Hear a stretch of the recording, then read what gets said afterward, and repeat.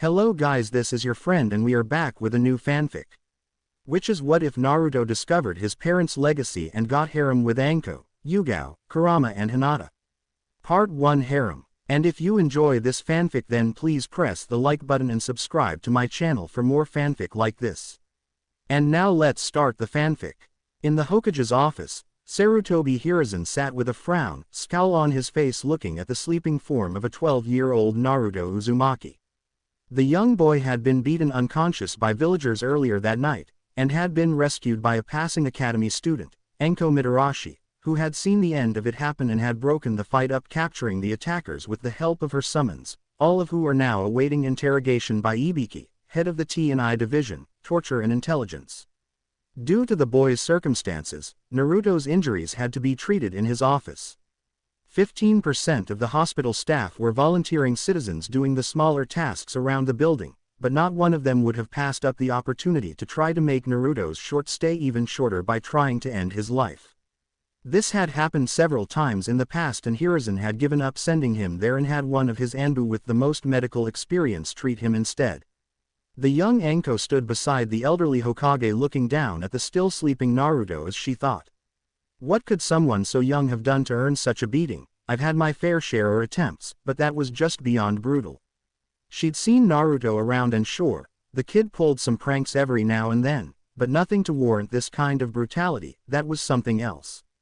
Naruto's young form was completely bloody, his orange tracksuit ripped, his chest slashed, his nose broken, a bust lip, black and swollen eyes, swollen jaw, and numerous other injuries. There was an Anbu with long purple hair in front of them tending to the boy's wounds.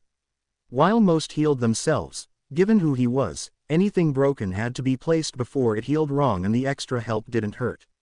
Although the Anbu wore a mask, Anko knew who it was. Neko Ne-chan, will he be alright? The masked Anbu nodded. He'll be fine, Anko-chan. Naruto-kun always heals fast. Anko heard the always comment and she flinched. Exactly. How many times has he been beaten like this? She asked, not sure if she actually wanted an answer. He was so badly injured she didn't want to think about someone having to go through something like that multiple times. There was silence for a few minutes before Hiruzen spoke. He's here for treatment almost 3 times a week if not more, and this is only the first this week. It's regrettable but it's been like this for the whole of his young life. The statement shocked Anko to her core. What the hell? He's been beaten like this multiple times a week, but that just doesn't make sense. What possible reason could those bastards have for doing this to him? He's just a kid. Hiruzen scowled. Ignorant reasons. That's why. The villagers don't know what they're doing. They blame Naruto-kun for things, not of his own doing. So much so that he's even adopted to using a mask over the years to hide the pain. Most see him as a hyperactive happy boy who just wants to be noticed, when in reality it's just a mask he wears. Those pranks he pulls are all an act. I check up on Naruto-kun regularly. Most nights I do so with my crystal ball jutsu, only to find him crying his heart out into his pillow in bed in loneliness. It's the only time he drops his mask. Both Anbu and Anko were clenching their fists in anger. The Anbu scowled behind her mask. She knew the reason for this as she had been briefed when joining Anbu about any threats to the village. The QB container was always a possible risk, but she couldn't speak of that outright due to the Sandame's laws. Anko snarled. What was out of his control to merit this kind of treatment? Hiruzen lowered his head. It's an S-class secret that no one is allowed to speak of under penalty of death, a law I passed. Anko tightened her fists. Forgive me for being so forthright, Hokage-sama, but that's just bullshit on so many levels. It looks like everyone in the village already knows about whatever it is, so what's the point in forbidding them to talk about it? So Naruto-kun and the others his age don't find out. I'm not sure how he'd react to the news, and it was the only way I could think of to give him a chance at a normal childhood, Hiruzen said sadly. Anko looked at the elderly Hokage in rage. So even he doesn't know why he's being attacked and beaten multiple times a week? That's just plain wrong. Hiruzen nodded. I know it is, but he will be told when he is ready.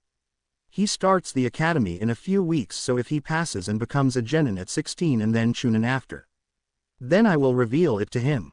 Anko slammed her hands on the Hokage's desk, trying to rein in her anger at what she was hearing. With all due respect, at the rate he is getting beaten, he won't make it to genin. Screw chunin.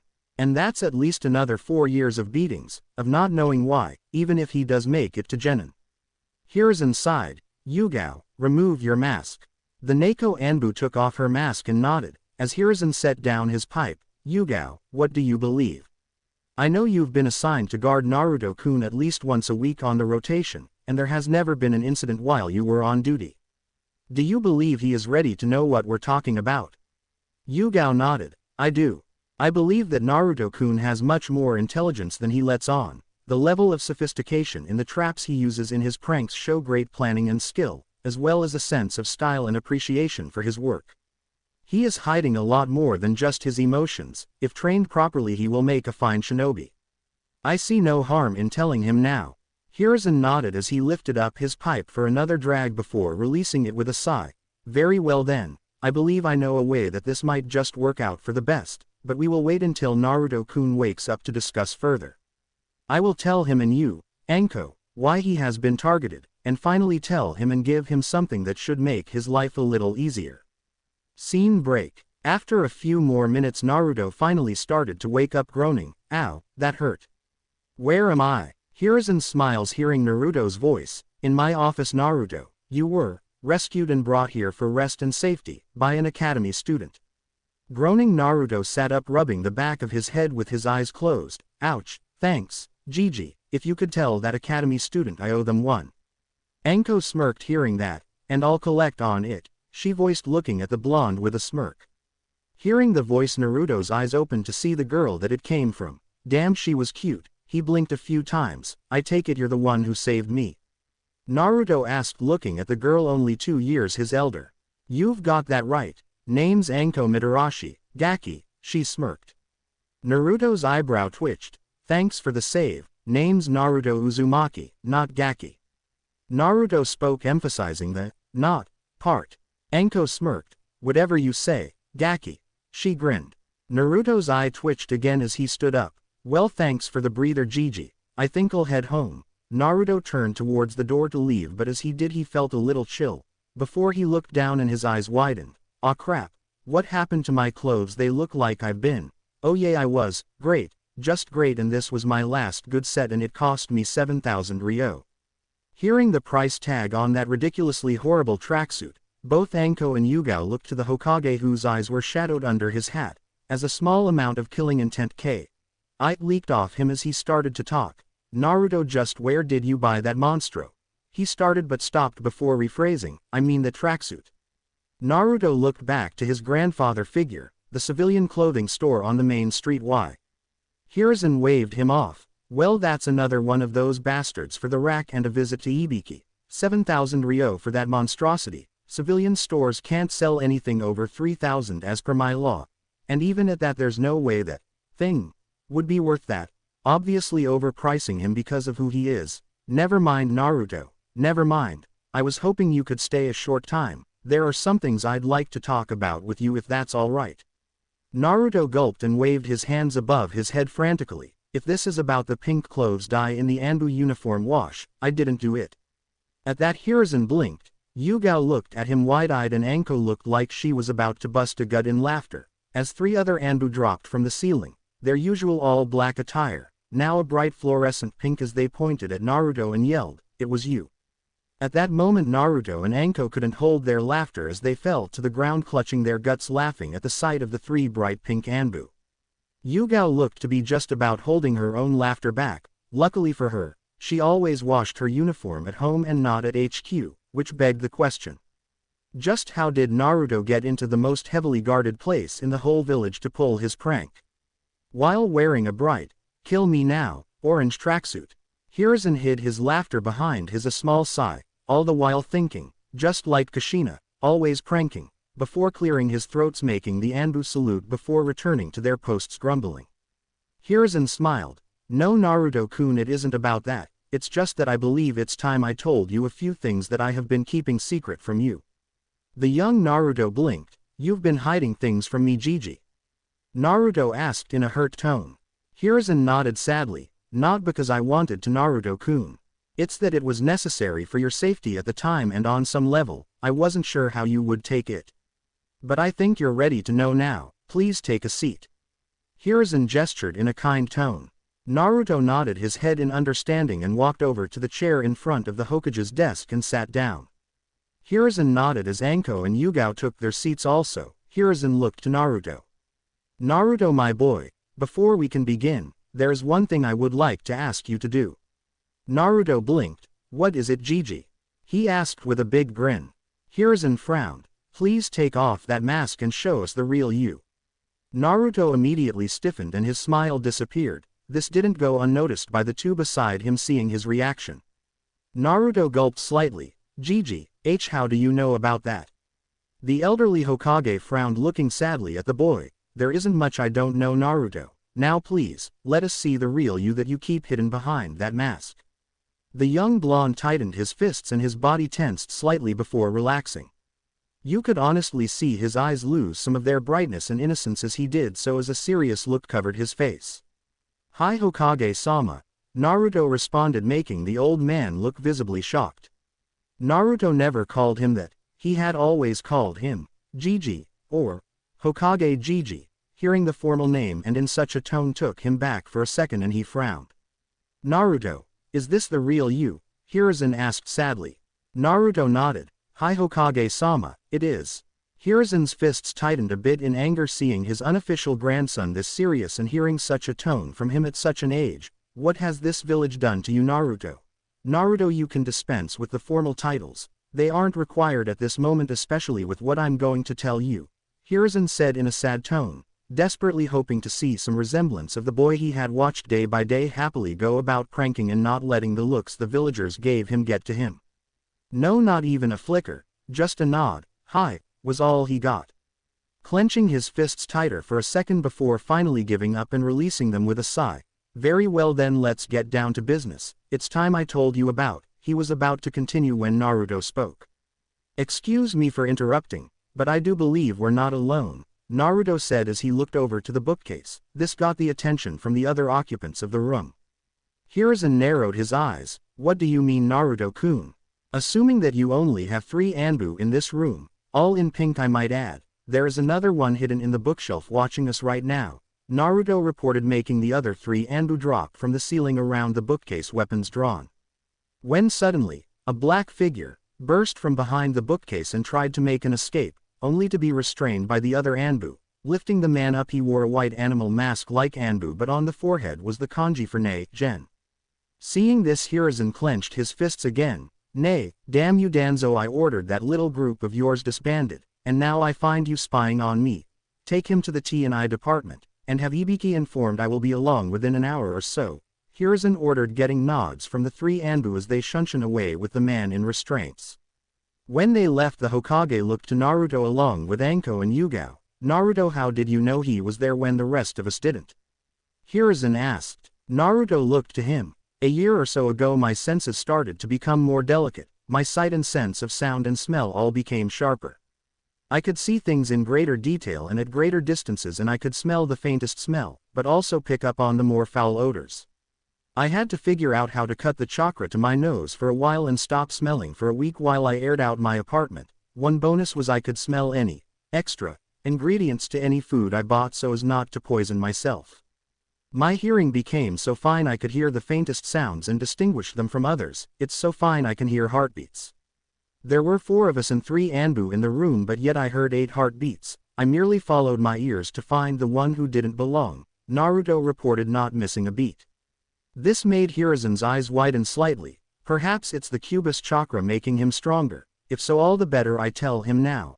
I see. Then it's a good thing I'm choosing to tell you this now, because if what I suspect is correct, then both this and your heightened senses are connected. This made Naruto's eyes widen slightly as he looked to the Hokage with a nod of understanding, as he took his seat again. Hiruzen sighed as Anko and Yugao took their seats also. I suppose I should start with your parents, Naruto-kun. Naruto's eyes widened. But you said you didn't. Hiruzen raised his hand. I did. But that was because of who they were. They both had many enemies, your two-san especially, and you being announced as his son would have made you a prime target for assassination attempts. Naruto nodded slowly, understanding. Are they still? Hiruzen shook his head. I'm sorry, my boy, both of them died the night you were born, but I can tell you about them. Hiruzen smiled slightly, hoping to cheer the boy up some. Naruto nodded slightly and a small smile graced his face at the thought of hearing about them. I'd like that, thanks, Gigi. Hearing the affectionate name Naruto called him again made the Hokage smile. Well, at least there's still some of you in there. First your Ka-san. Her name was Kushina Uzumaki. Naruto's eyes widened. Yes, you take your name from her side of the family. She couldn't give it up due to her being the last of her clan. Naruto's eyes started to tear slightly. I had a clan. Hiruzen nodded. Yes, the Uzumaki clan from Uzushiogakure village hidden in the whirlpools. They were the Leaf Village's greatest allies during the First and Second Shinobi Wars. Sadly though, towards the end of the second, in a combined attack from the Iwagakure village hidden in the stone and Kumogakure village hidden in the clouds, they were wiped out.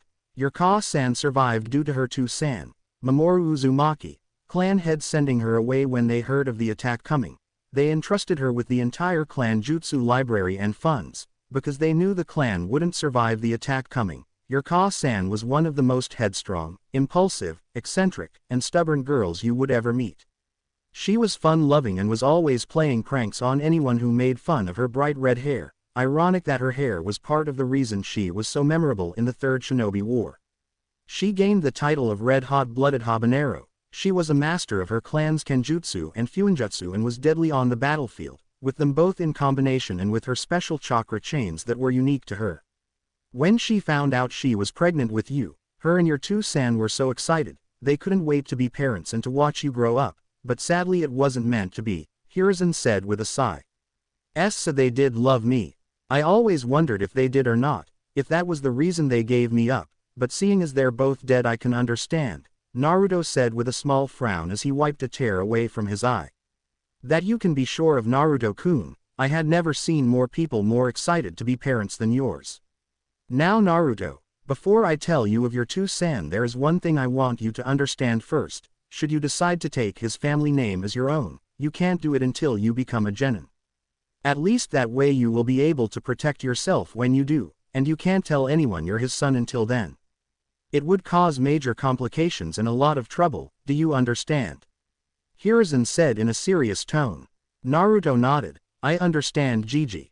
The Hokage nodded. Your two-san's name was Minato Namikaze, but you would know him better as the Yondaime. I'm the son of the fourth Hokage, Naruto said, speechless at that very moment, not sure how to handle this.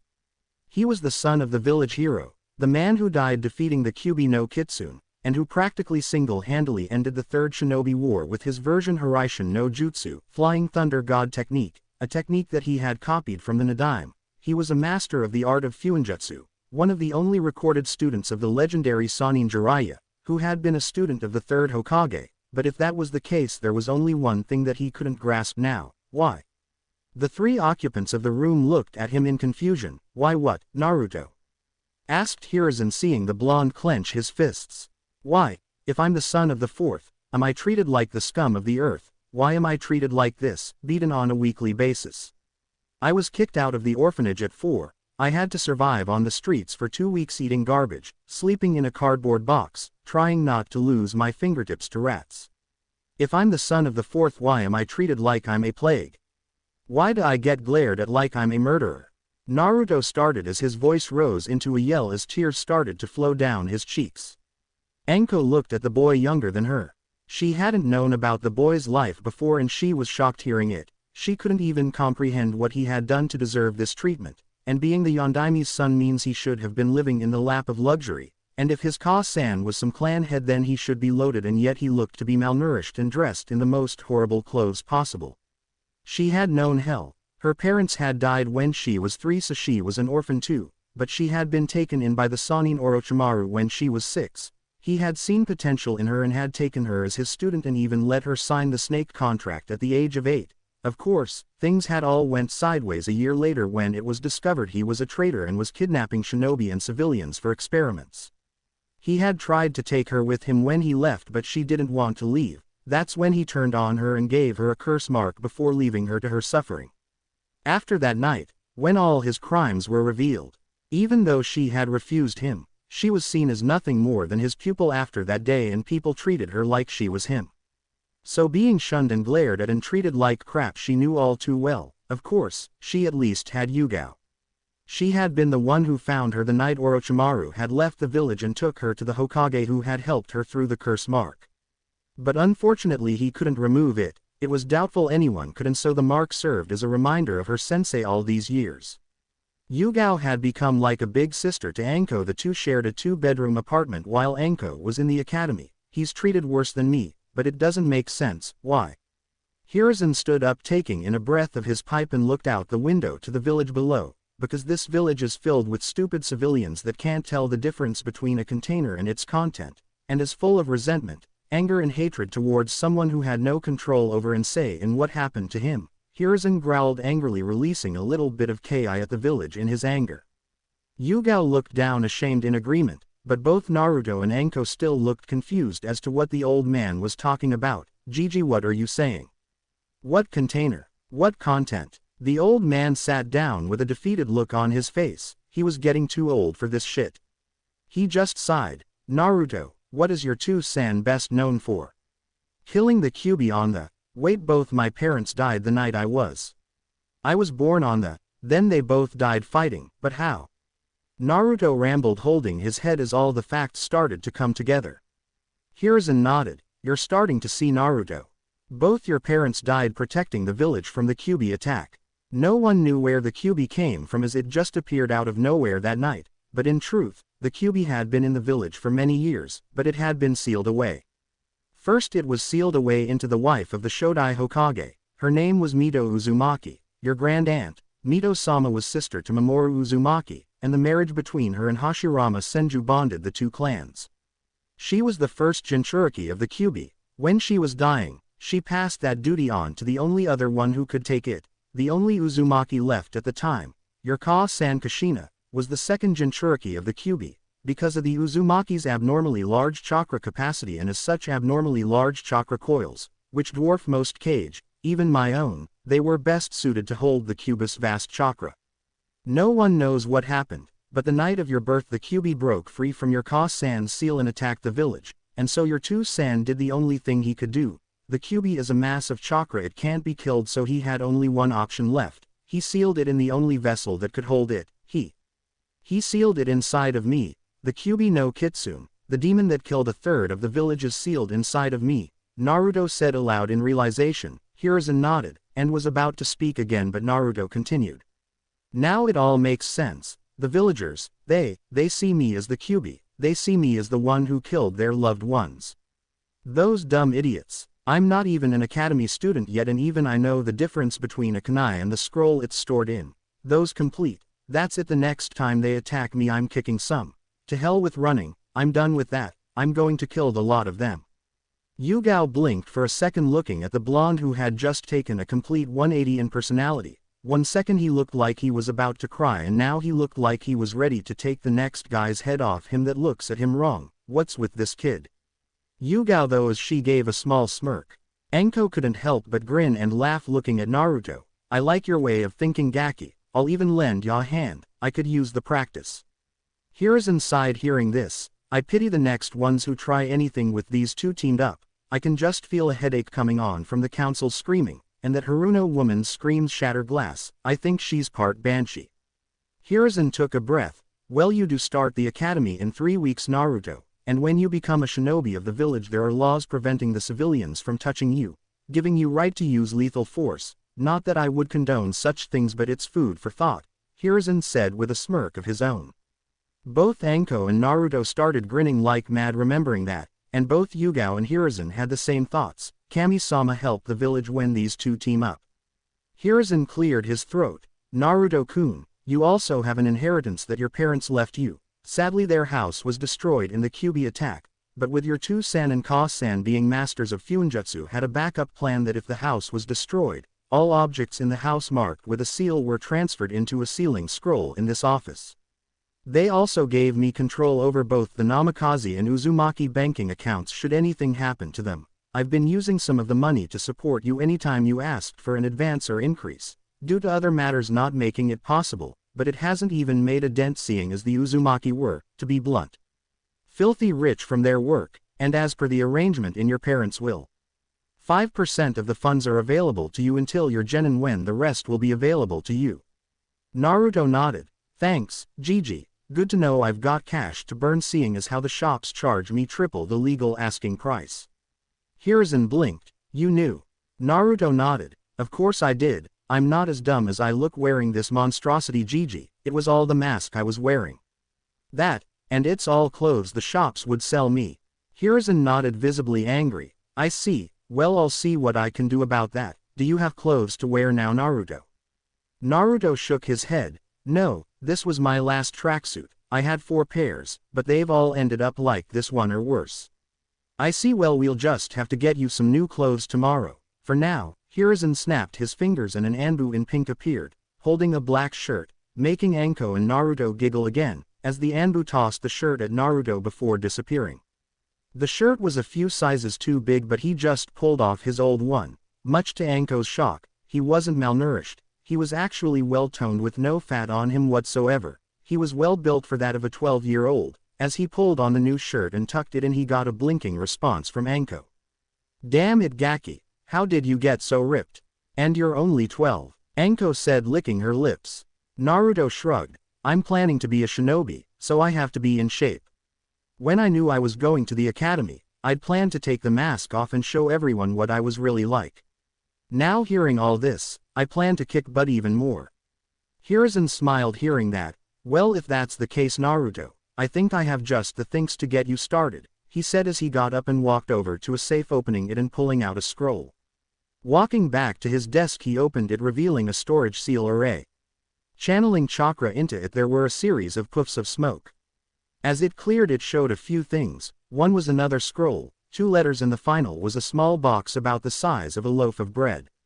Hiruzen lifted up the 2 letters and handed them to Naruto. Your parents gave me these to give to you when I finally told you about them. I'm sure you'll want to read them in private, but come see me if you have any questions.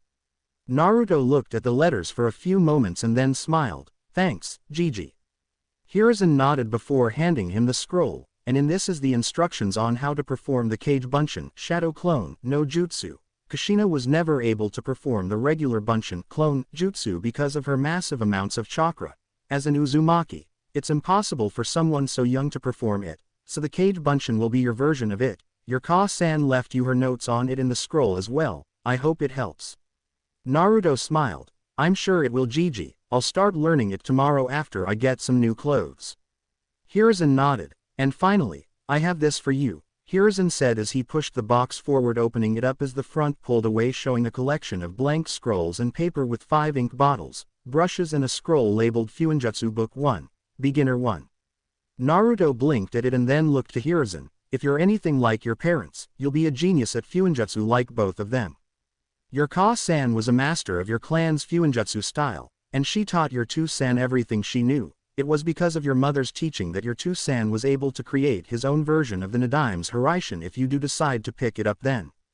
Naruto smiled. That's perfect, Gigi. I was planning in the future to actually study Fuinjutsu later on at the academy, but if I can start it early, then that would be great. Hiruzen frowned. Actually, Naruto, Fuinjutsu isn't taught at the academy. The academy covers the 3 basics, ninjutsu, taijutsu and genjutsu, along with the history of the elemental nations and other things deemed relevant by the civilian council. Naruto raised an eyebrow. Maybe I'm just not getting the full picture here, but is that right? I mean, a civilian council, deciding what's right to be taught in a shinobi academy in a shinobi village. Shouldn't it be the shinobi side and you who decide that, Gigi? Hiruzen nodded. You would think so, but I've got so much paperwork I don't have time to work everything. Damn paperwork. Naruto blinked. Ah, what about that Kage Bunshin? If I'm reading this right, they retain all your memories, Naruto said as he read the first few lines of the scroll out of curiosity, so why not create a few of them to do the paperwork for you, Gigi? At that very moment you could hear a fly fart in the room, and then the next second Hiruzen lunged across the table at Naruto, hugging him. Thank you, Naruto, thank you. I have been trying to get away from that paperwork for years and now it might be finally possible. Thank Kami-sama for you, Naruto. Both Anko and Yugao looked at the scene, sweat dropping, and the next second Hiruzen was back on his feet coughing. That incident is now classified SSS class. Talking about it means immediate death, am I clear? He said in a serious voice. But all three just burst out laughing. That's a good one, Gigi.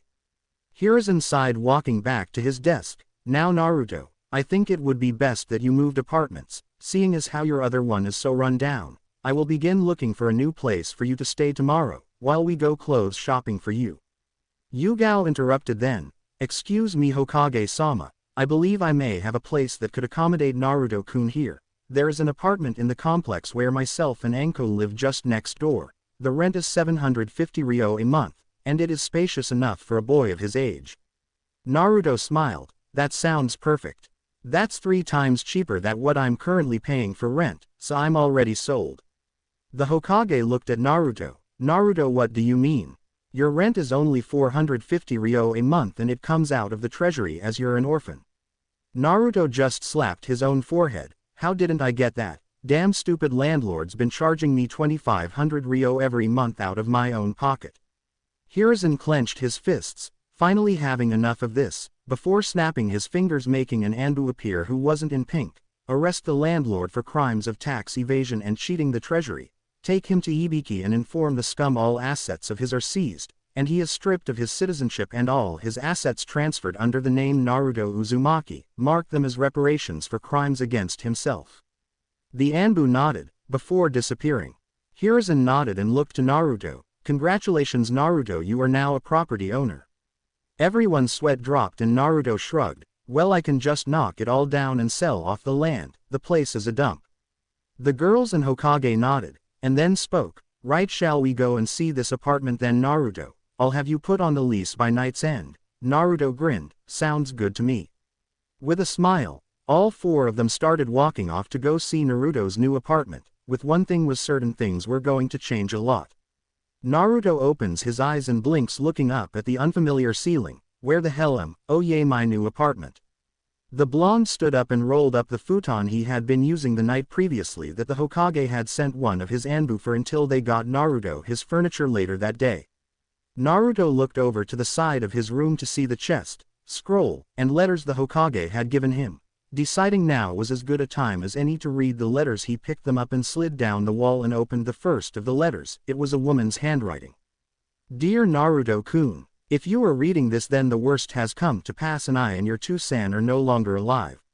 I want to apologize for that. Above all, I did not want to leave you. Even though I only got to hold you for a few minutes, I will always hold those minutes close to my heart. You look so adorable. I am writing this as your two-san holds you. You look so much like him. I can already tell you're going to be a real lady killer when you grow up, just like your two-san. I hope you grow up to be a kind, strong and gentle man. My only regret is that I won't be there to see it. There is so much I want to say, so much I want to tell you, so many memories I want to share, so much I want to know. I wonder what your life will be like after we're gone. I wonder who will be your first love, your favorite food, color, book, your first words. Oh, Naruto-kun, I don't want to leave you, but I have no choice. The kyubi was ripped from me and set on a rampage, and the only way to seal it is in an Uzumaki. I can't do it in my weakened state. It would only break free again. It has to be you. I have pleaded with your two-san to find another way, but there isn't time. I just hope that the village will see you for the hero you are, keeping the kyubi at bay. Please forgive me for leaving you, Naruto. It is not by my choice. Just know that you are loved and will always be loved. All the love in the world. Your Ka-san, Kushina Uzumaki. Halfway through the letter, Naruto had started tearing up, and now he was crying his heart out as tears flowed from his eyes as he read the letter over and over again through watery eyes. Finally, after crying for what seemed like hours, he folded the letter and put it to the side as he opened the second letter. Dear Naruto, since you're reading this, then that means the old monkey finally told you who we were. I'm sure that came as a bit of a shock, didn't it? It also means that you've been told that you hold the kyubi and that I was the one to seal it inside of you. I wish there was more time to look for another way to do it. I wish we had more time, but as I write this, your Ka-san is lying down with you in her arms and the kyubi is being held back from the village by our shinobi. They can't last much longer, so I must be brief. Your Ka-san won't be around to tell you this as the kyubi was ripped from her. Jinchurikis can't survive without their biju in them, and right now it's only her will keeping her alive, but she can't last much longer. She doesn't want me to seal it in you, but there is no one else that can hold the Kyuubi, and even if there was as Hokage I can't ask someone else to give up their child for such a task. The Kyuubi was ripped from your Ka-san by a man in a cloak and mask with one eye socket. I chased him off, but the Kyuubi is still on the rampage. I don't know why he did it, but what's done is done.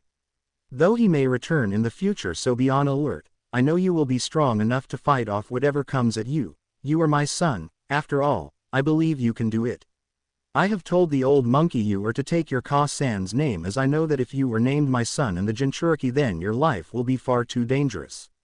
But if you want to take my name, I have made preparations. Sealed at the back of this letter are blood samples of both mine and your Ka-san's, along with your birth certificate. The hospital will also have mine and Kushina's blood on record. Give them to the old man when or if you want to take on my name. They will prove you are our son. Also sealed is the remains of your Ka-san's sword. It was broken in the attack when the man in the mask took you and killed Sarutobi's wife. I didn't tell him this so he could focus on the battle and not go searching for the man who was already long gone, so I now leave that to you. Gamen Nasai. There should be a blacksmith weapons shop called Shinobi Arms. The owner, Daichi Oshiro, was the only one your Ka-san allowed to even touch her blade apart from herself or me. He was also the one who made my Hiraishin Kunai. Once he sees the sword, he will no doubt put the facts together. If you want to learn your Ka-san's clan's kenjutsu, I'm sure that would make her very happy, so I've sealed away the beginner scroll in the letter as well, along with a few of your Ka-san's clan jutsu. The rest I'm sure the old monkey can give you from our vault. They are quite a drain on chakra from those who are not an Uzumaki, but with such large reserves already I know you will be just fine. I have to go now. Just know that I will always love you and that I can only hope that you can come to forgive me for putting this burden on you and then leaving you. I know you will make us both proud. With all the love I can give. Your two-san Minato Namikaze Yondaime Hokage of Konohagakure no Sato. Naruto slowly set the letter, taking a deep breath as a few tears escaped his eyes. I forgive you two-san, and I will make you proud. Looking to the back of the letter, there was a large seal on it. Channeling chakra into it, poofed, unsealing the contents. On the floor now in front of him sat an assortment of objects. First there was a birth certificate with 2 phials of blood on it. There were 5 scrolls with different colored bands around them, and finally a katana. It was magnificent. The handle was wooden with a gold hilt with a red cloth grip to the guard, which was also golden, which was actually the Uzumaki swirl. The blade was broken in the middle, but as his two-san had mentioned, the blade had been so when sealed. A scroll beside it was full of the Uzumaki Kenjutsu. Naruto let his hand glide over the handle of the kanata. Don't worry Ka-san, I'll make you both proud. Naruto then looked at the Kage Bunshin scroll, and I'll start right now. Taking the scroll, he started reading it back to front and reread his Ka-san's notes. Kage Bunshin. This technique creates copies of the user. However, these clones are corporeal instead of illusions.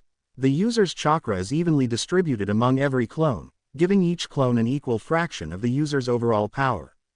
The clones are capable of performing techniques on their own and can even bleed, but will usually disperse after hit by a strong enough force.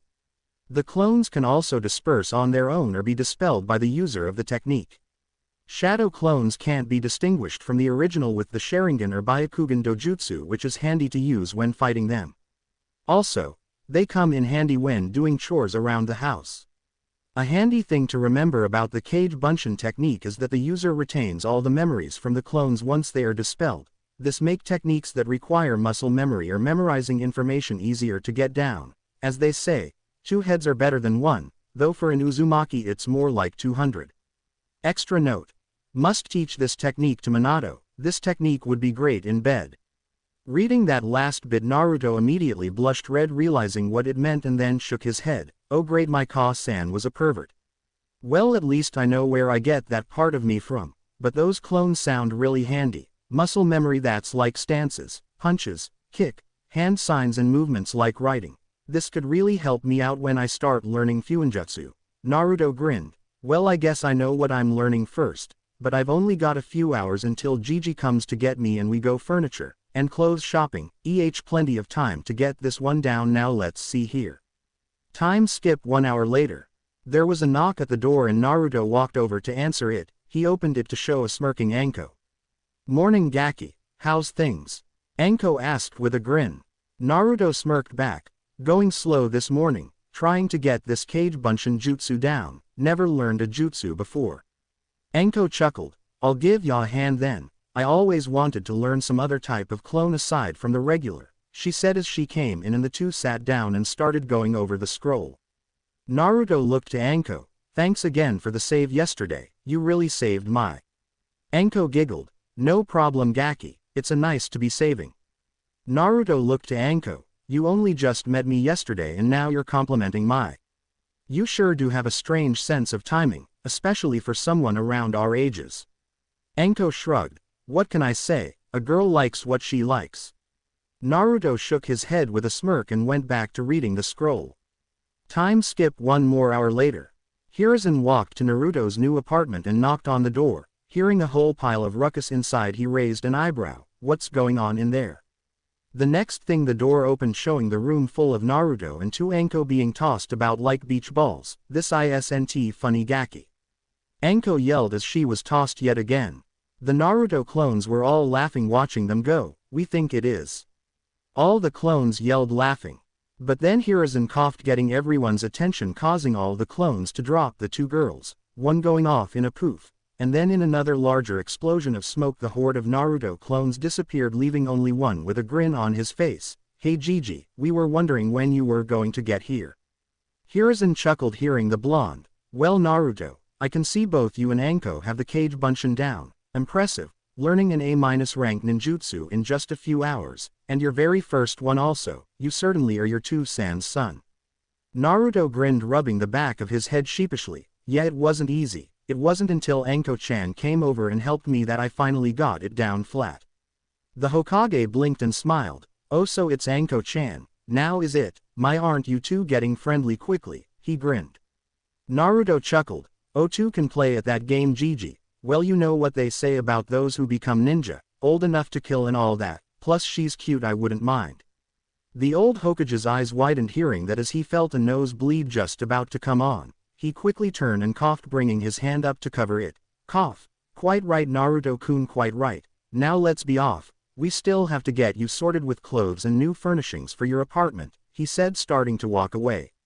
Naruto was about to follow when he felt a weight being draped over his shoulders. He looked back to see Anko leaning on him with a very big grin. What was that all for Gaki? Did you just say that to bust his balls, or did you actually mean that you said? She asked with a suggestive tone in her voice but with a slight hint of fear. Naruto heard the slight tone in her voice. Truthfully, yes. But you have to understand Anko-chan, I've never had very many friends, you'd probably be the first. I didn't want to do anything to risk that friendship so soon. When I saw you, you were gorgeous, you're beautiful and strong, clever, and don't judge me for having the QB in me. I'd have to be a complete moron not to have feelings for you. Anko was taken back by that. Here was this boy she had only just met the other day, complimenting her like that, calling her beautiful and telling her he has feelings for her. For some reason it made her feel nice. She smiled, not seductively, not sadistically, but happily. You really think that? She blushed for the first time in her life. The young snake charmer blushed. Naruto nodded. I wouldn't say it if I didn't mean it. So Anko-chan, what do you say, should we give it a go, slowly, to see where it leads? Anko blushed again with a smile. Sure, I wouldn't mind. Naruto smiled, holding out his hand. She slowly took it and they began to walk forward to the door. Anko looked at Naruto, who had a slight smile on his lips. It made her smile. You know Naruto-kun, you're my first real friend too. Naruto looked to her, sad hearing that. I'm sorry to hear that. Anko nodded softly. It was because of my first sensei. When I was 7 years old, I was taken under his wing. He trained me, but when I was 9, he was branded a traitor for crimes against the village. He left and tried to take me with him, but I refused to go. It's because of him that I'm looked at as if I was the traitor, as if I'm him. Naruto stopped hearing that. Anko's heart hitched. What if he thought of her the same way? What if he was just like all the others? What if? Her thoughts were halted when Naruto wrapped his arms around her and held her in a hug. I'm sorry, he said softly, and he hugged her, making Anko's eyes widen. What did he have to be sorry for? I'm sorry you had to go through all the pain you have. I'm sorry we couldn't have been friends sooner, but I swear I will not let anyone hurt you again.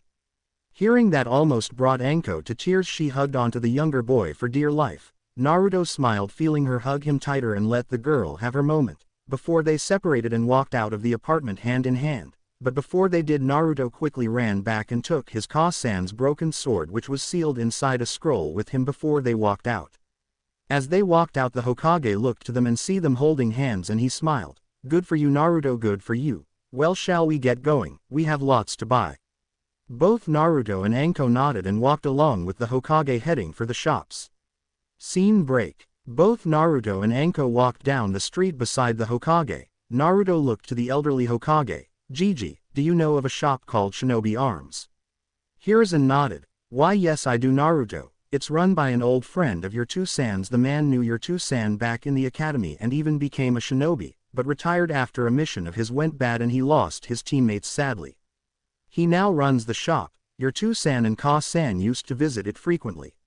"Why do you ask?" Naruto tapped the scroll he had. "My Ka-san left me her sword, though it was broken in the incident when the Kyuubi was released. My two-san said in the letter to take it to him for repairs, as he's the only one Ka-san ever allowed to work on her blade. Also, after this, there's something I need to tell you about what happened the day of my birth, about how the Kyuubi was released and what happened after." The elderly Hokage saw the look in the boy's eyes of sadness. Whatever it was painful for someone. The Hokage nodded. "All right, my boy, after we're done shopping we'll go back to my office to talk." Naruto nodded in thanks. He wasn't looking forward to telling the man he looked up to as a grandfather about that night, about how the man who not only released the Kyuubi, that caused both his parents' deaths, was also the one who killed his wife. It would not be a pleasant conversation. Scene break. The bell rang as the three of them walked into the store. As they did, a man came out. He was huge, at least 7 foot tall, with a body that looked like a hunk of muscle. He wore a black shirt and thick navy cloth pants. His hair was long and black but was kept in a braid that ran to the middle of his back. He wore a white blacksmith's apron over his front which had multiple marks on it showing it was worn a lot. Coming out of the back, the man blinked, seeing the two children coming into his store along with that of the Hokage of the village. The man immediately lowered his head. "Hokage-sama, it's an honor for you to grace my store with your presence today. What might I help you with?" The elderly Hokage smiled, seeing the man again. "Ah, Daichi-kun, it's good to see you again. It's been too long. I'm just bringing along this one here to get him kitted out in some new attire. He personally requested to come here." The large man blinked and looked to the young blonde boy, knowing who he was in an instant. Not many didn't know of the Kyuubi container in the older generations, but he knew his friend's work would hold and didn't hold the fact against the boy. "Oh well, this is a surprise. Boy, why did you request to come here?" "Not that I'm not flattered, but normally people have to shop at a store once to know if they like the place, and I'm certain you've never shopped here before, so what made you want to?" The blonde smiled, seeing the rather large man and hearing the way he talked to him, and he knew that he wasn't like the rest of the village. There was no malice in his voice. "Well, that's actually quite simple, Oshiro-san. My Ka-san trusted your work and I figured why shouldn't I do the same," he said as he approached the counter, taking the scroll out of his pocket as he went. Daichi looked at the boy, blinking. As far as he had known, Minato had chosen an orphan to house the Kyuubi, and the boy had never known who his parents were, so this was a confusing statement. "Oh, is that a fact? And who was your Ka-san boy?" Naruto smiles and unfurled the scroll, and touching the seal, looking at the large man. "The last owner of this sword," Naruto stated before channeling chakra, opening the seal and bringing the sword out. Daichi's eyes widened, seeing the sword in front of him. He hadn't seen that sword in 12 years. He knew Kushina and Minato very well, and he knew that sword just as well. He had spent so many hours working on it. Shocked, he looked at the sword and then to the boy in front of him, and then it hit him. He was one of the few to know about Minato and Kushina's marriage. There was only 12 or so who actually knew about it. It had been a small event to keep it that way. After all, what would Kumo and I would do if they heard the two biggest threats to them got married? That would just be asking for trouble. And now here was this boy, in front of him, claiming Kushina was his Ka-san, and looking like a mini Minato, with whiskers. He had to be sure. He looked to the Hokage for confirmation to get a sad nod, making the man's eyes widen more as he looked back to the boy in front of him. "Well, I'll be damned, Minato, you sly dog," he said before bursting into a hearty laugh. He pulled one over on the whole village from beyond the grave. "I swear I did not see that one coming. Uzumaki-san, your parents were my best friends back in the academy. You are always welcome in my store," he said with a big smile. Naruto grinned back at him. "Thank you, Oshiro-san." Daichi waved his hand in front of him, gesturing no. Enough of the formalities, call me Daichi, the son of my best friend has that right. Naruto nodded. Daichi ran his hand over the blade and smiled. The red maelstrom. That's what your Ka-san named her blade. It was the last blade to be made from Uzu. They had this technique in forging their metals that made them stronger than most, and when Uzumaki chakra runs through it, that is where it really shines. Have you held it yet? Naruto shook his head. No, I was waiting until it was repaired, and that's why I'm here. My Two-san said in his letter to me that you were the only one my Ka-san trusted to work on her blade. That I was, he said as he lifted the broken katana up, looking at the break. It's repairable, but it's going to take a few weeks. Uzumaki blades takes months to form. The metal is steeped in pure Uzumaki chakra. You Two-san came up with a way to repair the blade using seals replicating the Uzumaki chakra for just the purpose. I'll pull them out and start working on it tonight. He then turned the handle towards Naruto. Here, channel your chakra through the blade and see what made Uzumaki steel so special. Naruto took the blade in his hand and focused channeling his chakra through the blade as told. He opened his eyes to see the metal was actually glowing red with his chakra in it. Cool. Very. Uzumaki blades are meant to only be wielded by an Uzumaki. Now that you've wielded it, it's bound to you. It won't let anyone but you or those you allow to wield it. Should they try, the blade will increase in weight, making it impossible to lift, along with giving the fool who tried to wield it nasty chakra burns. So Naruto-san, will Konoha be getting a new red death in the future, or rather yellow death? Naruto looked confused for a second until the Hokage spoke up. That was your Ka-san other nickname given during the war. She was known as the Red Death because of her swordsmanship and her red hair. That and the trail of bodies she left between here and Kumo. The woman was a master with a blade with no equal, Daichi said with a smirk. Anko whistled. The more I hear about your Ka-sama Naruto-kun, the more I'm starting to like her more and more. She sounds like she was a total bad. Naruto grinned. Yay, and yes, hopefully in the future it will. I'm planning to learn my Ka-san's Kenjutsu, and take after my Two-san in Fuinjutsu. I plan on making them both proud.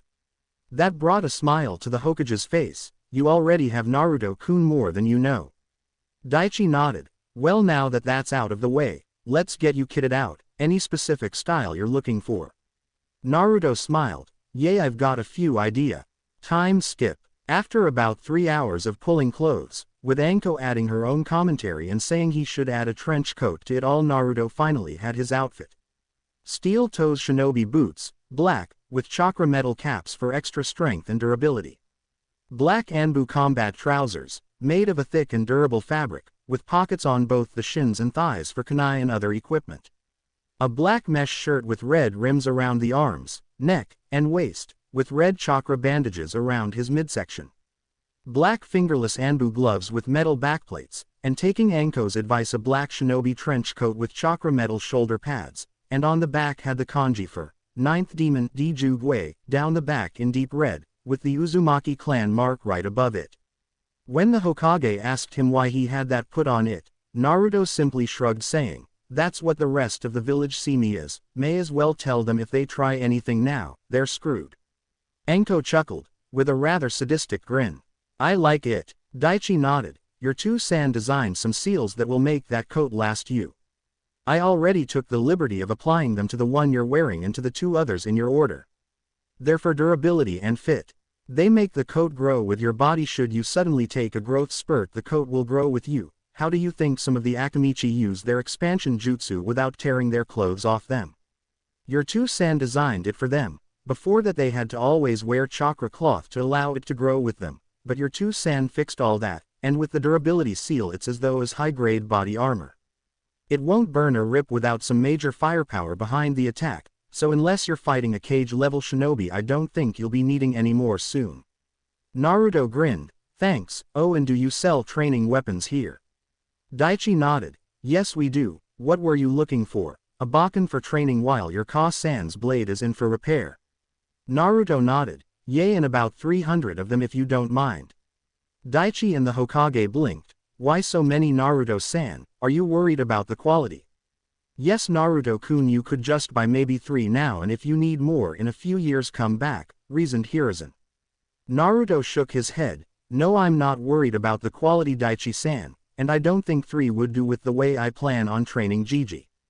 If what my Ka-san wrote down on the Kage Bunshin scroll is correct, I should be able to use them to get the stances down on the Kenjutsu style with them and then put them to work sparring after in order to train, and I'd still get the experience and muscle memory. The Hokage nodded. I see, just be careful with that Naruto, you could damage your mind creating so many clones like that. The influx of memories could hurt, dispel them in groups of about 10 or so when you do use that method so as not to hurt yourself. Naruto nodded, and looked to Daichi. Very well Naruto-san, I will go and get your Bakens. I'll have them in a storage scroll at the front counter with the rest of your order. Anything else? Naruto nodded. Yes, about 5,000 kunai, shuriken and senbon needles, 20 large scrolls of seal paper, 500 liters of ink, and 500 fuinjutsu brushes and ink jars. Handwriting and throwing are also about muscle memory. I'm going to be blitzing my training when I get home. I want to get through as much as I can before I start the academy in 3 weeks. Daichi nodded again. All right then, I'll have the supplies in scrolls by the front desk, before turning and leaving to the back. Hiruzen nodded, hearing Naruto's plans. Naruto-kun, if you want I could, after our meeting, write you up a training schedule to help you train for the next few weeks. I'd also recommend you send some clones to the library to read up on survival guides to pick up other skills like hunting and fishing, and reading up on history, law, politics, and other villages might help also. We could factor all that in also if you'd like. I could also assign you a Kenjutsu instructor to help you with your stances and assess your skills as you progress. I think I have a pair in mind just for that job. Naruto smirked. That would be great, Gigi. I can use all the help I can get, though the librarian doesn't like me, much like the rest of the village. Naruto finished rolling his eyes. The Hokage waved him off. No need to worry about it, Naruto-kun, I'll see to it that you can come and go as you please, Hiruzen said as they walked to the counter again. Daichi came out of the back with a number of ladled scrolls. Here's everything, Naruto-san. I even threw in about 50 practice dummies into another scroll for practicing on free of charge for the amount you've just bought, he smiled. Naruto grinned. Thanks, I'll definitely be making use out of them. So how much does all of that come to? The 5 sets of outfits come to 35,000 a set, the 3 coats with seals 5,000 apiece, the 300 bakens at 500 per, the shuriken at 150 per, kunai at 175 per and senbon at 125 per. Then the large scrolls of sealing paper at 15,000 apiece and then the ink at 2,000 a liter, then the brushes and jars as 100 per set, brings the total to 3,040,000 ryo yen, Daichi said, running up the numbers. And for those of you that are curious as to the full prices, that's 175,000 for the outfits, 15,000 for the coats, 150,000 for the baken, 750,000 for the shuriken, 875,000 for the kunai, 625,000 for the senbon, 300,000 for the seal paper, 100,000 for the ink, and 50,000 for the brushes and ink jars, and in UK pounds that would be 16,344 pounds and 25 pence, or in US dollars $24,675.92. Anko blinked at the price, thinking, holy shit, that's a lot of dango. Naruto looked to the third Hokage, who smiled as he handed Naruto the card for his account. Naruto swiped it and the man nodded. Naruto then gestured Gigi to lean down. Gigi, just how much is 5% of the Uzumaki clan account? The elderly Hokage smiled, before whispering something into Naruto's ear, making his eyes widen, and he mentally screamed, holy, that's a whole lot of ramen. Scene break and time skip. Naruto sat across from his grandfather figure in his office, whose fists were clenched and shaking. Naruto had just told him about what was in the letter his two-san had left him, which told about what happened the night of the Kyuubi attack, about how a man had appeared, killed his wife and released the Kyuubi upon the village. Naruto had been sitting for the past 10 minutes in silence as the old man went through the events and that Naruto had told him about. Finally, the man spoke. Thank you for telling me about this, Naruto-kun. Your two-san was right to keep it from me. Had I had known, I would have chased the bastard to the ends of the elemental nations, I'm ashamed to say. I had always wondered what happened that night. Now I know. You have done me a great kindness, Hiruzen said, his voice showing restraint from both anger and breaking down at that moment in tears. Naruto nodded, hearing the tone. You're welcome, Gigi. If you want, I can come back tomorrow or whenever you're feeling up to it, and we can sort out my schedule then. The old Hokage shook his head. No, I'm fine, my boy. thank you for your concern, but it's been so many years the pain of the loss has numbed. Now let's get to the criteria of what you want to learn over the next 3 weeks so we can get started on your schedule. Naruto nodded, knowing the old man was lying, that he just needed the distraction at the moment so he would give him one, and this at the very moment just added another reason why Naruto would hunt down the bastard that did this and end him. Naruto stretched out his arms in his nice new bed, as the sun came in through the cracks in the bamboo Venetian blinds in Naruto's newly furnished bedroom. He had it fully kitted out that day 3 weeks ago. He had a queen-size bed installed along with silk sheets and a fully wood frame with no footing, a shag rug over the solid wood flooring, 2 large wardrobes, one for shinobi clothing and the other for civilian. He stretched out his arms happily, feeling the weight on his chest. He looked to the still sleeping Anko, who was in a pair of purple silk pajamas. She had started sneaking over in the middle of the night 2 weeks ago, and after the first night, she had said she couldn't sleep without her cuddly Foxy-kun, which she had now made his nickname, whereas his for her was Hubby Hemi, after seeing her snakes for the first time when they trained. The first night she had snuck in, she had slept in just her panties. This nearly made Naruto pass out from blood loss the morning he woke up. From then on he had insisted until they were both out of the academy she wear pajamas. They were still too young for things like that. She was going to disagree, but Yugao put her foot down and agreed with Naruto, saying it's either that or no, Foxy-kun.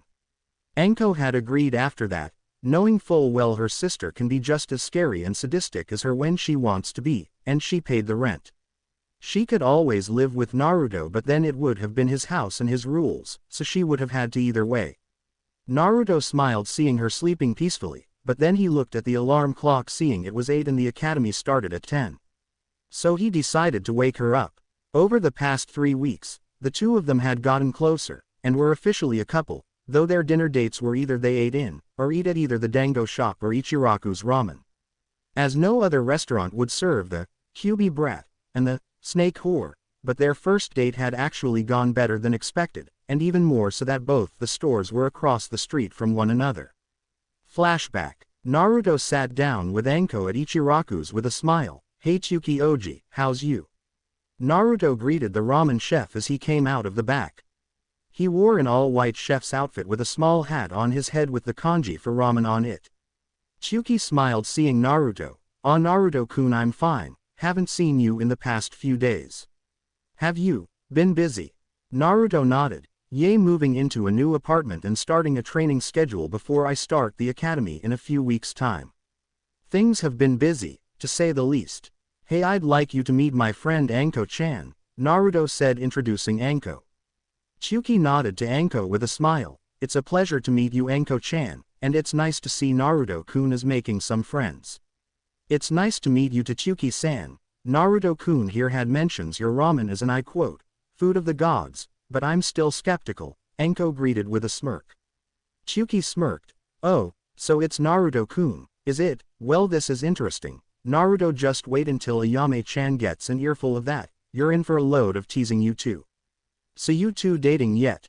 Both Anko and Naruto blushed red, and Naruto started to stutter. Actually Tsuki Oji, this kind of is our first one, we're taking it slow." Tsuki smiled at the blonde. "I understand that, Naruto. I'll tell Ayame-chan to keep it to a minimal. So what's this I hear about you doubting my ramen's reputation, Anko-chan?" "Well, it's just that. It's impossible for two foods to be the food of the gods," she said with a grin. Tsuki crossed his arms. "Is that so? Then do tell. What is it you believe can beat my ramen?" Anko grinned. "The food that tops all other, dango." Tsuki looked to Naruto. "You brought a ramen virgin into my restaurant, didn't you?" Naruto nodded sadly. "I've been trying to make her see the light for the past 2 days, but I can't get through to her. Please help me, oh ramen sanin." Tsuki nodded. "Do not worry, my child. We shall show her the way of the righteous dish that is ramen. 3 Naruto specials coming up," the proud chef said as he went into the back, only to emerge moments later with the 3 bowls, setting them down. Both Naruto and Tsuki bowed to the bowls in respect. "All praise the ramen kami-sama for what you are about to receive, for it is through him that we spread the word of the righteous ramen through the world so that even more may enjoy its righteous ways. Amen." Anko just sweat dropped hearing the two of them, but thought in her head, how did they know the sacred prayer of the Dango Kami-sama? The 3 of them took up their chopsticks and started to eat. Upon first taste Anko's eyes turned into stars, making both Chuki and Naruto smirk but said nothing and kept eating until all 3 bowls were empty. Anko fell back, stars still in her eyes, making Naruto and Chuki shake their heads. The first bowl is always the best, and the Naruto special has been perfected over 6 long years of trial and error until the kami-sama of all ramen dishes had been perfected. It is the signature dish of this establishment. If it cannot turn a ramen virgin into a ramen lover, then nothing can, and they are forever lost to the way of the ramen. Chuki said, speaking in a tone sounding so much like a wise sage who has spent decades honing his mind, instead of honing his ramen, which are but one in the same. After several moments Anko stood up, still rather shaky on her feet. After sitting back on the stool and sipped a glass of water, she nodded slowly. That was something else. Incredible, but there is only one way to be sure. I propose another taste test. Chuki and Naruto shared a look and nodded. Naruto spoke. Very well, Anko-chan, we shall allow you your taste test on this sacred ground of the ramen kami-sama, and we shall see once and for all whose is the kami-sama of foods. Anko slowly stumbled out the ramen bar and over across the street into the dango store just across the way. After a few more moments she emerged carrying 4 boxes as she carried them with great care. Behind her came a man wearing a similar outfit to Chuki, except it had the kanji for dango on it. Entering the store both men stared off. So Chuki, seems you have been trying to convert one who is loyal to the joyous way of the dango, and turn her to the way of your slop. Though she is of strong enough mind and faith to resist your temptations and submit, the new chef spoke with a smirk. So you think your dango can outdo that of the ramen kami, do you, Teruya? Well, we shall see. Naruto here is one of the most faithful in the ways of the ramen, and so he will prove you wrong, as will I, Chuki challenged. Both men started glaring at each other as sparks started to fly and both teenagers' sweat dropped looking at the grown men acting like children. After a few moments they all took a seat with the dango in front of them. Both Anko and Teruya put their hands together and bowed. All praise the dango kami-sama for what you are about to receive, for it is through his grace that we spread the word of the joyous dango through the world so that even more may enjoy its joyous light. Amen. Both Chuki and Naruto blinked. It's the ramen prayer to the ramen kami-sama. What could this mean? All 4 of them lifted up their first dango sticks, and took the first dango, and just as Anko before him Naruto's eyes lit up. After swallowing the first bite, Naruto set the stick down, his body shaking. Both he and Chuki share a look, the look of realization. They have found the Naruto's special final ingredient. Getting up, Chuki moves to the back. Teruya smirking. What's wrong? Can't handle the joyous experience that is my dango. Anko looks to Naruto, who is still shaking. She smirked remembering her first bite. It was joy on a stick. Moments later Chuki comes out of the back with 4 bowls of Naruto ramen, setting them down. I can't believe I'm about to say this, but for the past 3 years after perfecting the masterpiece that is the Naruto special, I believe your dango might actually be the missing taste. This bowl covers every taste but that. The ramen in this bowl is an explosion of righteous flavors and textures, but your dango is what it needs. Teruya looked at his counterpart chef and saw no deception. There was only one thing for it. Let us see then. Everyone took a separate bowl and pushed a dango dumpling to the top of their sticks before dipping it into the juice of the ramen. Lifting it out, all 4 looked at the dango in front of them before putting it into their mouths. The result was all 4 passing out from their taste spuds, overloading and frying their brains as steam shot out their ears in the shape of dango and ramen. That night ramen and dango met. It was a righteous and joyous day for the 4 of them. The world would never be the same. Flashback end. The past 3 weeks had honestly been the happiest 3 weeks of Naruto's life. He had a girlfriend, he was starting the academy, he found out who his parents were, he had a new apartment, and his training couldn't be going better. That night 3 weeks back he and the old Hokage had put together a solid training regimen for Naruto which has only improved over the 3 weeks, as he grows stronger and more training is needed. He even had Yugao and Hinata as instructors. They helped him to get a better grasp of his chakra control, ninjutsu and kenjutsu. 7:30 wake up, shower, get dressed, eat a big breakfast. 9 o'clock head to reserved training ground to meet Yugao sensei and Hinata sensei. 9:15 distribute 600 clones. 200 chakra control, 100 tree climbing and 100 leaf exercise. 50 ninjutsu basic 3, 25 henge, 25 substitution, 0 clone not needed. 100 on advanced ninjutsu, 50 shunshin, 25-cage shuriken and 25-cage kunai. Reinforced 40 kenjutsu, taijutsu 20 stances and 20 sparring. 100 on fuinjutsu practice. 20 library to read up on new topics. 90 on shuriken, senbon, kunai target practice. 9:30 to 1300 warm-up period 5 laps of the village, 200 push-ups, 200 leg-ups, 200 squats, 200 kicks both feet, 200 punches both hands. 1300 to 14:15 lunch.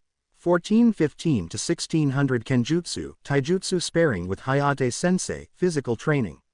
1600 to 1745 kenjutsu, taijutsu sparring with Yugao sensei, physical training. 1745 to 1930 dinner. 1930 to 2030 dispel chakra clones in batches of 10 every few minutes. 2030 to 2115 dispel ninjutsu clones in batches of 10 every few minutes. 2115 to 2230 dispel rest of clones every few minutes. 2230 to 2300 rest and get ready for bed. In that 20-day period, Naruto and Anko had trained each for 210 hours roughly, though in actual spec with Naruto's 600 clones a day had put in 42,000 hours of chakra control practice. He could now balance a leaf on his forehead and up to 1 meter off it for up to 3 hours.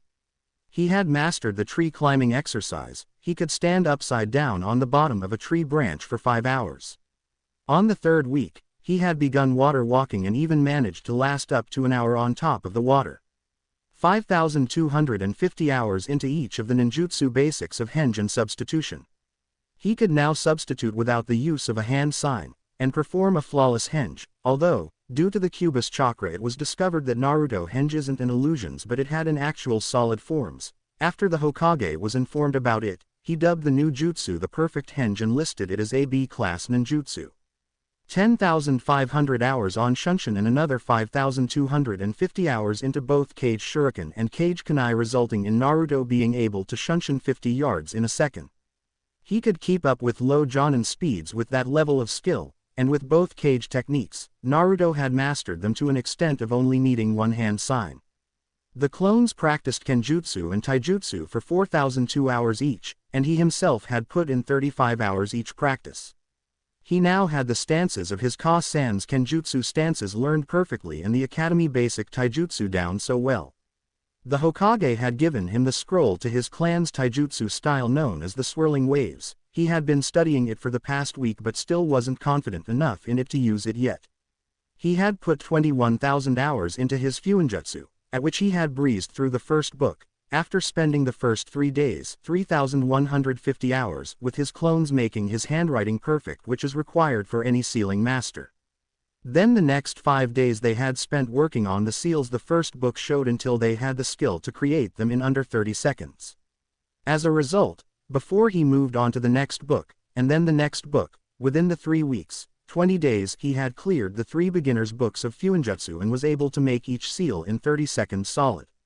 As a result, he had amassed quite the stockpile of seals due to that fact, though they were only the basics. Book 1. Beginner 1. Covered the history of Fuinjutsu and Fuinjutsu 101 the facts. It then taught how to make storage seals for scrolls small and medium sizes, smoke seals for small smoke bombs and distraction level explosive tags, and taught Naruto how to make his own chakra ink for his seals. Book 2. Beginner 2. Taught how to make large storage seals, medium smoke seals and medium strength explosive tags, how to make small chakra storage seals, and then how to merge 2 seals together like the smoke and explosive to do both tasks. After completing that book in the week, the Hokage had shown the boy how to create privacy seals which were used around his office. He also showed him how to create sound restriction seals that are applied to shinobi when they need to be quiet and can be controlled by a simple hand sign and only requires paper tags. Book 3. Beginner 3. Taught the final in smoke seals large and extra large. Then explosive tags large, and chakra storage seals medium, and started on chakra type storage seals small for different natures of chakra.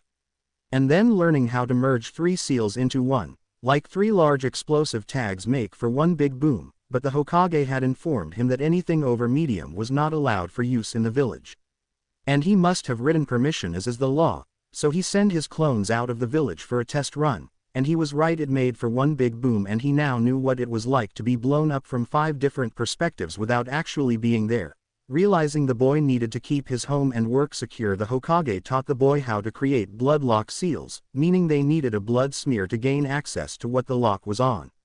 But the kicker to getting the last beginner's book was it came with instructions on how to apply restriction and weight seals, which he learned how to do after he requested the Hokage to apply them to him for his 3rd week of training. He now had 50 pounds on each limb, and another 100 pounds on his chest with a level 2 restriction seal on his back, which he released every 2 days for an hour to get used to the feeling. In the beginning, it was 20 pounds on each limb and 40 pounds on the chest at level 1, but in that week his body had adjusted in 3 days and he added to them, now carrying 300 pounds and with the increase of a level 2 restriction seal on his chest, which gives the feeling of pushing through heavy water, helping his muscles to grow more.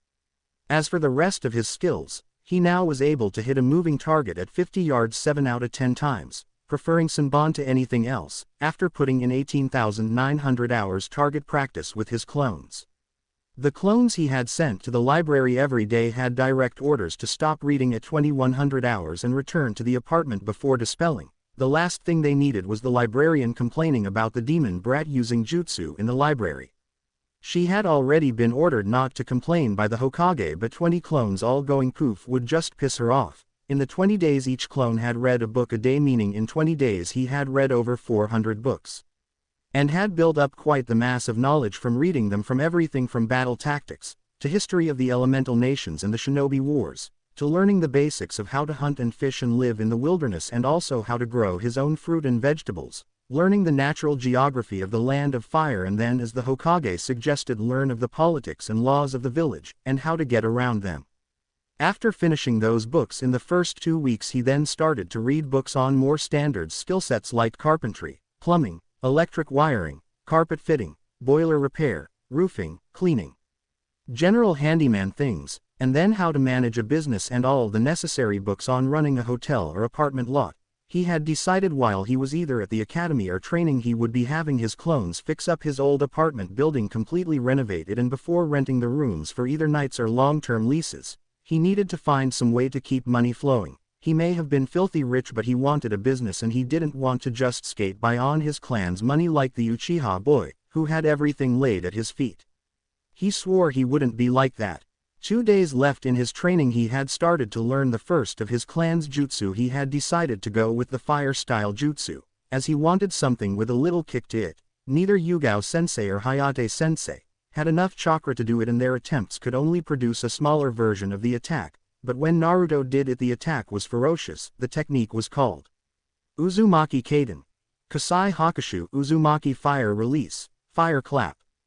Building up mass amounts of fire chakra into your hands and then bringing them together in a clap, causing a fiery explosion in front of the user like a Merlin 1D rocket engine that burned for over 20 seconds. The result was so great it incinerated a 30-meter-long 4-5-degree arc in front of Naruto. Lucky the Hokage had wanted to witness the jutsu's first attempt, so he set up a barrier around the training field in case something should go wrong.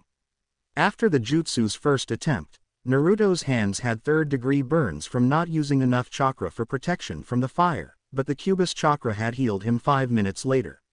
After seeing the technique's strength currently, the Hokage listed it as an A+ rank jutsu and forbid Naruto from using it in any other Uzumaki jutsu in any fight until he became a genin, and to use only 5% of the chakra he just used if he was fighting a shinobi from this village in a spar.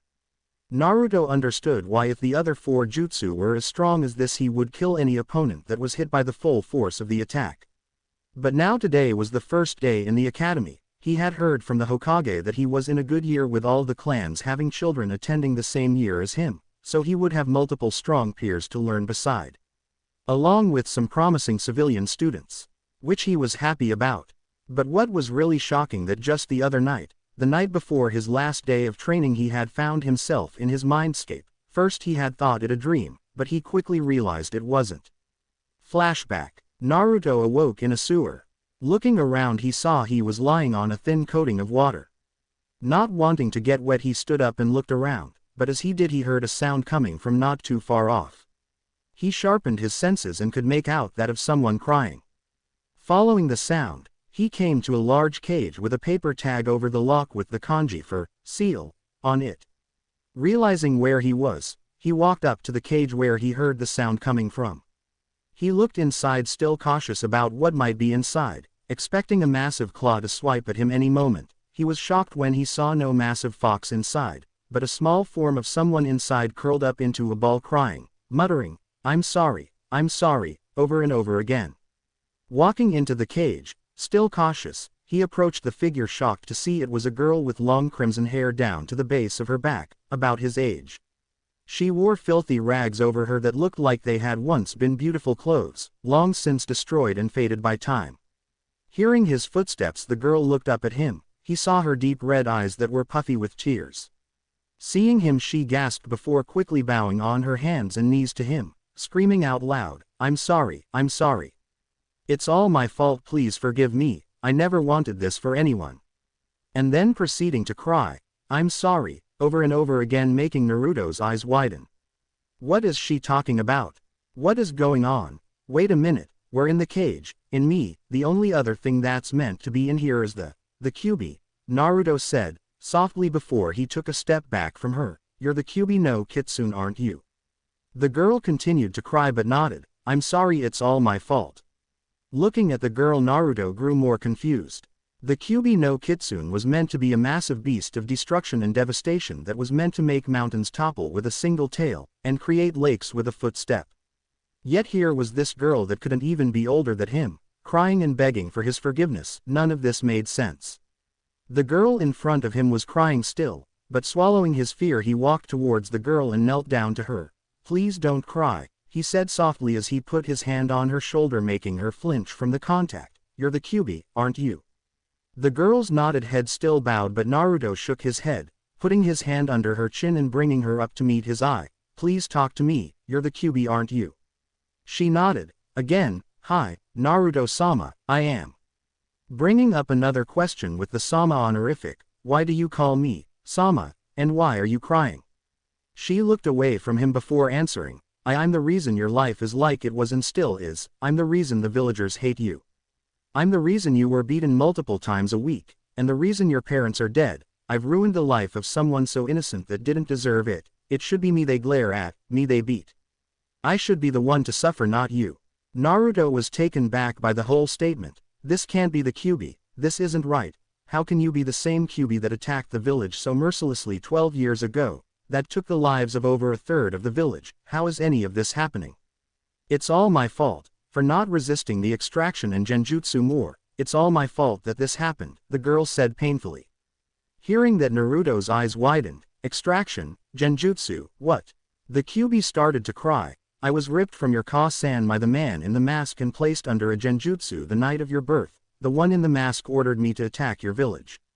I tried to resist, but it didn't work, and I just kept on attacking. Even after the man's control fell, I was still trapped until your two-san sealed me. I would never have attacked otherwise. As foxes are pranksters and jokers, we hate violence unless it is to protect our own. We would never attack anyone.